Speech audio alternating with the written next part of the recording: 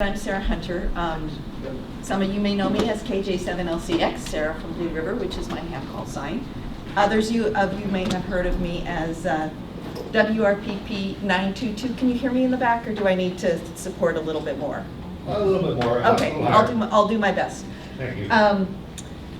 So what I guess the thing to realize with MCC is that they are supplying the infrastructure, which means radios, repeaters. This is really important, but what's really important with communication is the people part.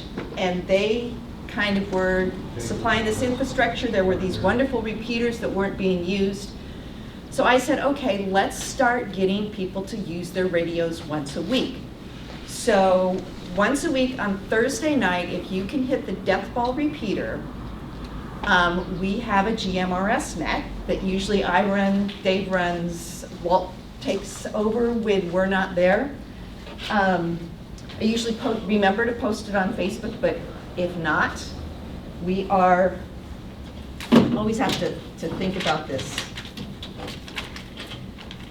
I suggest a PL tone of 100 on the uplink, and Nathan or Craig will correct me, it's 462-675. On MCC radios, this is channel 28, if you got it from Dave or Walter, because that's been programmed. Sarah, See how much more simple that is? that's exactly what I was going to say. That in and of itself is a huge reason, because there's a lot of folks here who just want to turn it on and make it work, right? And that is a huge reason. It might be a little more expensive, or it might not be all the functions you want, but that's a huge reason to think about the radios that they have. And Dave, you're going to say something? I just want to clarify. There's channels and then there's channels. So she's talking about memory channel 28 Yes. On the radios that we program. not, It's actually Yeah. repeater channel 20 it's, on GMRS. Yep. Yep, And- it's, and this is why I give both the frequency, and I say on MCC radios, it's channel 28. Easy. And Memory channel yeah, 28. And- memory 28. Memory slot 28. Yeah, anyway, I'm trying to figure out how to say that better. The actual uplink is going to be 467.675. Right, yeah, right. The downlink is This is- 462. Right, Yeah. some automatically set the offset, but And channel anyway, 28, Channel MCC 28 radio, on an don't have to worry MCC about supplied radio. anything. Okay. What the net does is it gets people, just a sec, gets people to make sure their radio is charged once a week, gets people used to talking once a week. Right now, we are doing a roll call net. I will sometimes switch to another type of net. Now, not everybody can get to the death ball repeater. And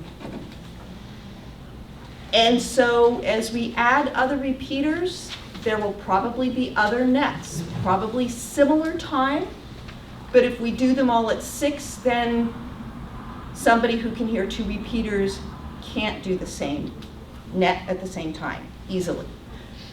The issue here is you and your neighborhood group have to decide what you want to do. These are neighborhood groups coming together. I will do everything to help you, support you on a repeater. But Scott, I know you've tried to hit our net. Sometimes you can do it. But talk to Scott if you're in Liebert, because he's got some really good expertise. You can get the Liebert thing. Nancy, I don't know if Art's here, and Michelle, said it right, I hope. Okay. Get your friends together, figure out your little weekly meeting time, because I don't think once a month is enough.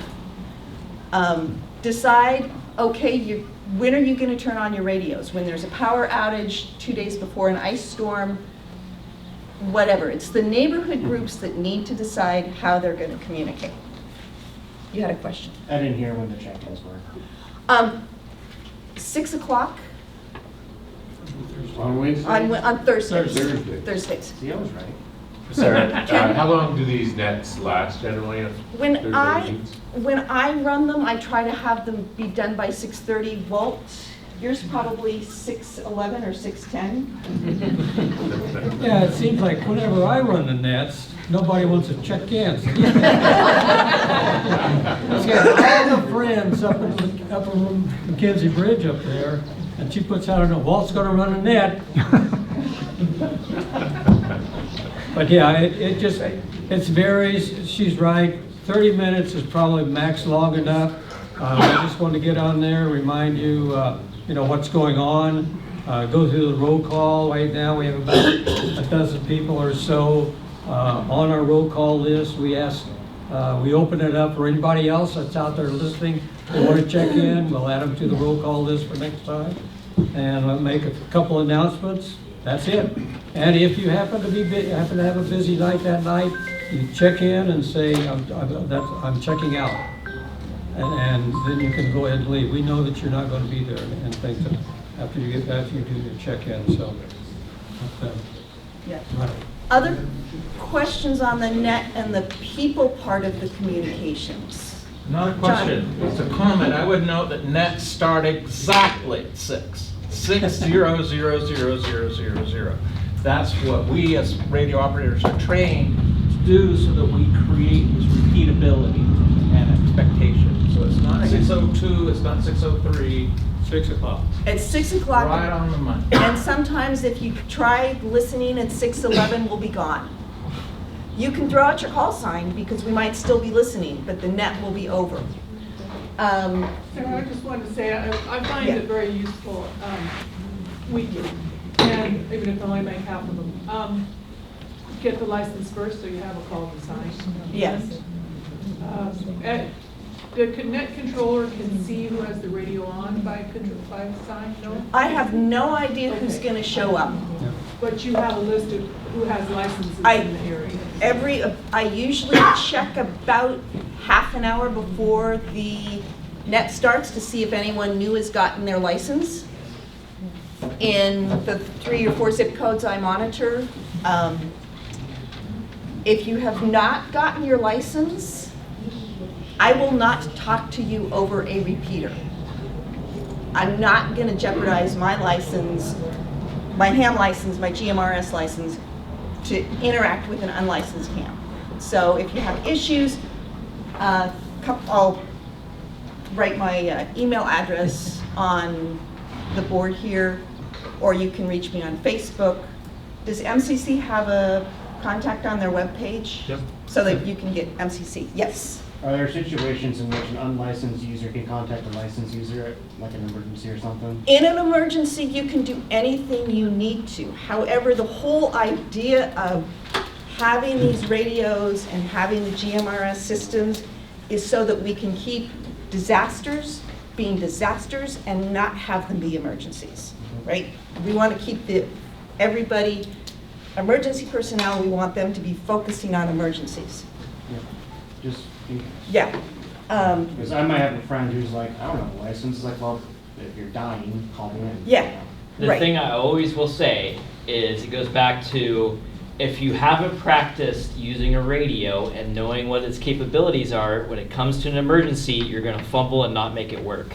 So being licensed gives you the opportunity to practice, so when the emergency comes up, you know how to use it, who to contact, and how to get that help. This is a really nice segue. So, this meeting has focused on GMRS radios, and you've probably heard a couple other things about hams. There are lots of ways to communicate, and for the Upper Mackenzie Disaster Prep Fair, I'm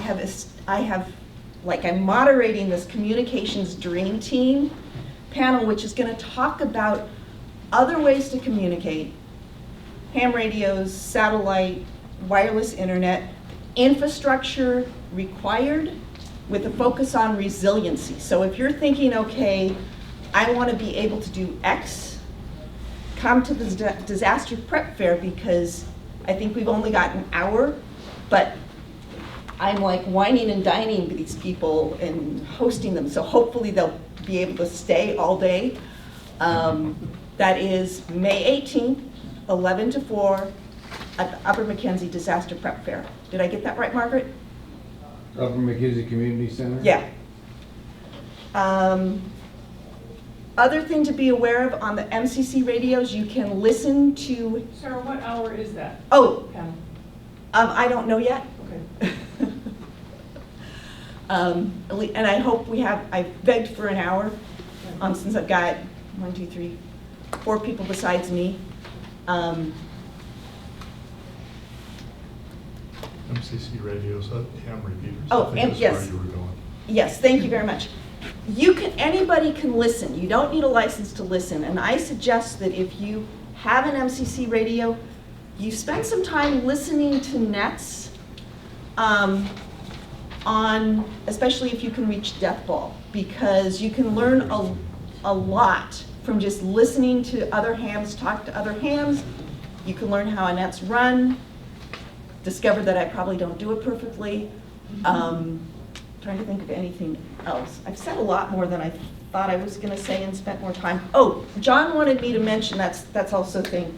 There is a Groups.io account if you're interested in more information that has radio resources. Mostly it's ham focused, but if you know that it's there, then you need something you can talk to your favorite ham operator. It is MRARG. McKinsey River Amateur Radio Group. Yeah.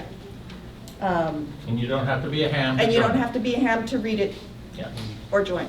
Or right. Okay. Either way. Could you repeat that one more time? McKinsey River Amateur Radio Group. If you just Google that whole phrase, it'll take you right to the groups.io page where you can join. Okay, thank you. Nathan, John, Dave, Walt, anything else you want me to plug?